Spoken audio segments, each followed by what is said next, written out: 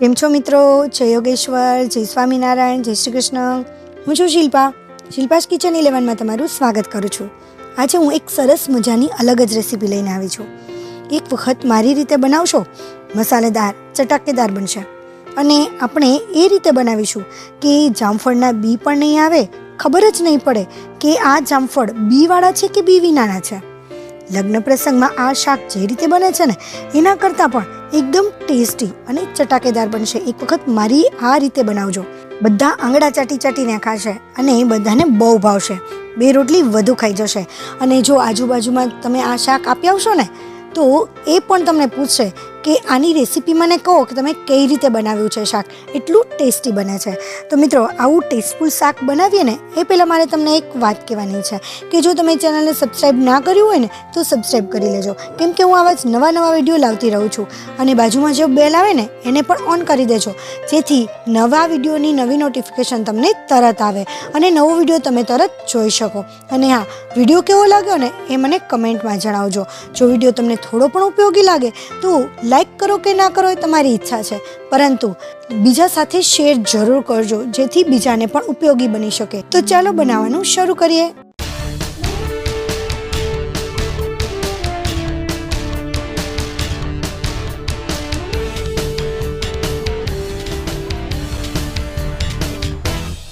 તો અહીંયા મેં જામફળ લીધા છે અને આ જામફળ બહુ કડક પણ નહીં અને સાવ સોફ્ટ પણ નહીં, એવા જામફળ છે.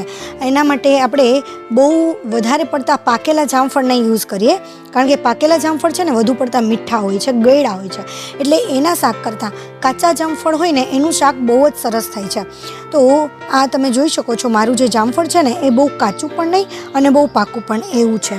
તો આવા જામફળ આપણે લઈશું અને આપણે શું કરીશું કે જામફળને કટ કરી લઈશું. અને ત્યાર પછી જે જામફળના બી હોય ને એને આ રીતે સ્પૂનની મદદથી કાઢી લઈશું. સાવ ઇઝીલી નીકળી જશે, બહુ વાર પણ નહીં લાગે અને બી અલગ થઈ જશે અને એકદમ ઇઝી રીત છે. તો આ રીતે તમે જોઈ શકો, અત્યારે મેં જામફળનો કટકો છે એ સાવ નાનો એવો કટકો કર્યો છે અને એને પાતળી સ્લાઇસ કરી લઈશું. બહુ પતલી પણ નહીં અને બહુ જાડી પણ નહીં. હું તમને આગળ બતાવી દઈશ કે આપણે કેટલી જાડી પતલી રાખી છે. તમે જોઈ શકો છો કે અહીંયા આટલી સાઇઝની જામફળ રાખવાના છે. બહુ સાવ પતલા કરી દેશો તો આપણું જે શાક છે ને એ સાવ બહુ ભેગું અને ચીકાશવાળું બની જશે. અને આ રીતે આટલી કટ કર્યાથી એકદમ પરફેક્ટ શાક બનશે. બહુ વધારે જાડી કરીએ તો પણ એ કાચું રહી જાય. તો આ રીતે બધા જ જામફળમાંથી બી સરસ રીતે ઇઝીલી કાઢી લઈએ. તો આ રીતે અડધા જામફળ કરી અને પણ તમે કટ કરી શકો છો અને બી કાઢી શકો છો. તો આ રીતે બી કાઢી લેવાના છે. બધા જ બી અલગ થઈ જાય ત્યાર પછી આપણે એના જે બી છે ને એને પણ આપણે નાખી નહીં દઈએ, એને પણ આપણે એકદમ સરસ રીતે ઉપયોગ કરવાના છીએ. અને એનો કઈ રીતે ઉપયોગ કરીએ ને એ પણ હું તમને આગળ બતાવું. તો આ રીતે બધા જ જામફળ મસ્ત સ્લાઇસ થઈ અને કટ કરી લીધા છે. આ સ્લાઇસવાળું શાક છે ને બહુ સરસ લાગે છે. તમે ચોરસ કટકા કરવા હોય તો એ પણ કરી શકો છો.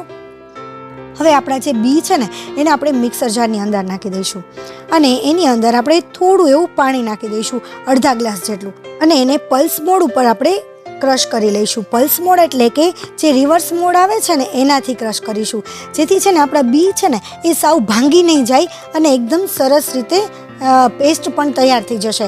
એટલે બહુ વધારે આપણે પેસ્ટ નહીં, પણ જે આપણો પલ્પ છે ને એ નીકળી જાય ને એવી જ રીતે આપણે એને ક્રશ કરીશું.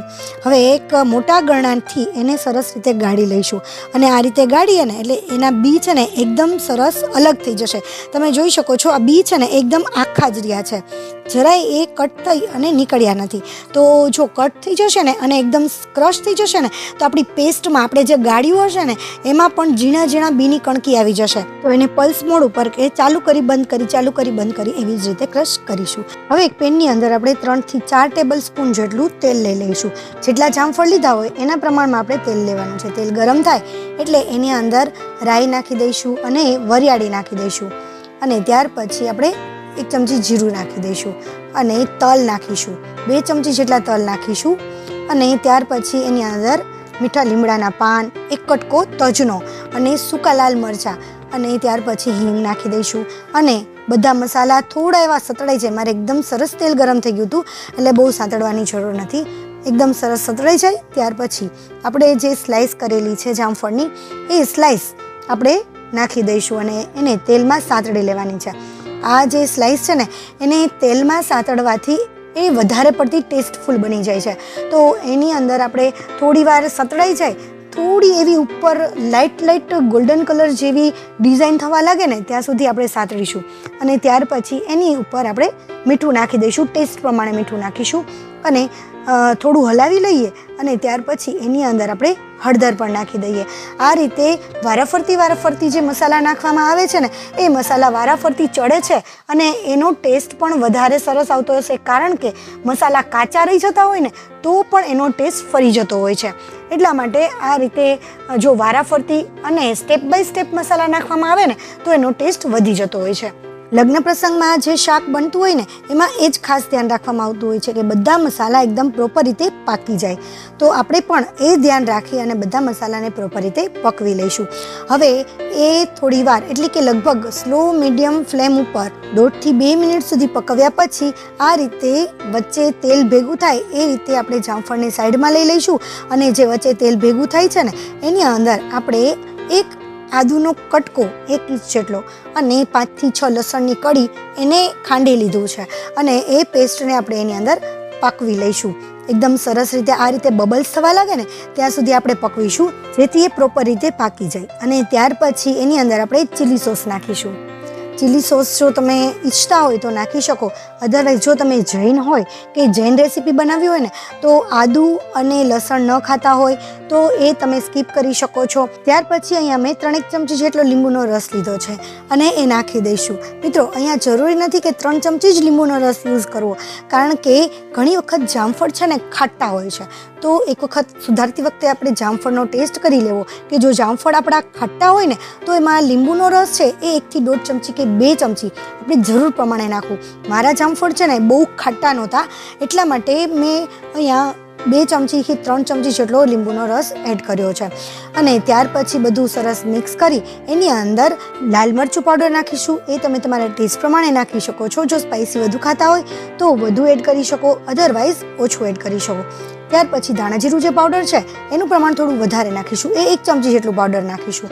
અને ત્યાર પછી અહીંયા ચાટ મસાલો પાવડર નાખીશું. ચાટ મસાલા પાવડરથી એનો ટેસ્ટ કંઈક યુનિક જ આવશે, અલગ જ આવશે. અને સાથે સાથે ચાટ મસાલો છે એમાં બધા એવા ઇન્ગ્રીડિયન્ટ્સ હોય છે કે આપણા ડાયજેસ્ટ માટે પણ ખૂબ જ ફાયદાકારક છે. તો એનાથી આપણું ડાયજેસ્ટ પણ ખૂબ જ સારું થશે. એ સરસ રીતે મિક્સ થઈ જાય ને ત્યાર પછી આપણે જે જામફળના બીની સાથે જે પલ્પ હોય ને એનો જે પેસ્ટ બનાવેલી હતી ને એ આપણે એની અંદર એડ કરી દઈશું અને એને આપણે ફેરવ્યા વિના જ ડાયરેક્ટ એમ જ ઢાંકીને આપણે પકવી લઈશું.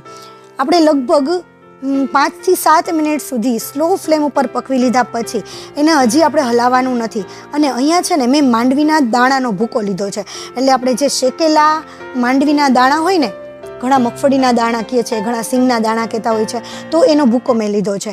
એને આપણે 3 ચમચી જેટલો ભૂકો નાખીશું અને એને સરસ મિક્સ કરી લઈશું. અહીંયા મેં શેક્યા છે માંડવીના દાણા અને પછી એનો ભૂકો કરેલો છે.